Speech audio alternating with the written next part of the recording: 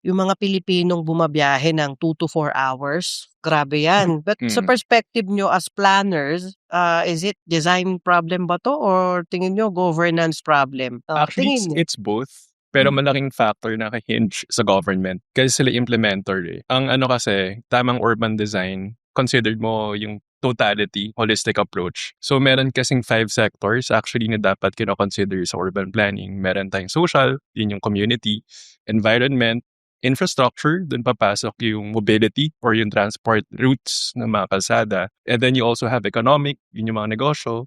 And then institutional, sila yung kumbaga nagfa-facilitate lahat nung nangyayari doon sa community. So, malaking factor naka-hinge sa government kasi ang critical for us ngayon, yung interagency. Kung mapapansin mo kasi, even if nasa Metro Manila tayo, merong kanya-kanyang distrito, mga cities, di ba? Tama. Pero yung coordinations between the intercity, I guess malaking factor dapat nag-uusap rin sila. Paano yung connection ni Quezon City to Pasig, from Pasig to Mandaluyong, Mandaluyong to San Juan.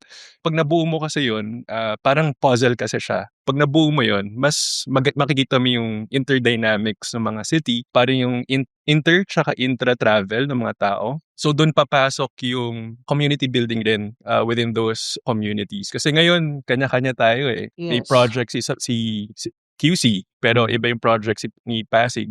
So I guess malaking factor kung meron nag-orchestrate or nagfa-facilitate ng interagency coordinations. But I guess they tried to do it with the Taguig and Makati, but look Mm. what happened. Instead na mag-commence yung subway connecting Yeah. Taguig and Makati, I don't know if you heard that. Yes. Minsan na nga lang nagkaroon ng gano'n, hindi pa din natuloy. Yeah.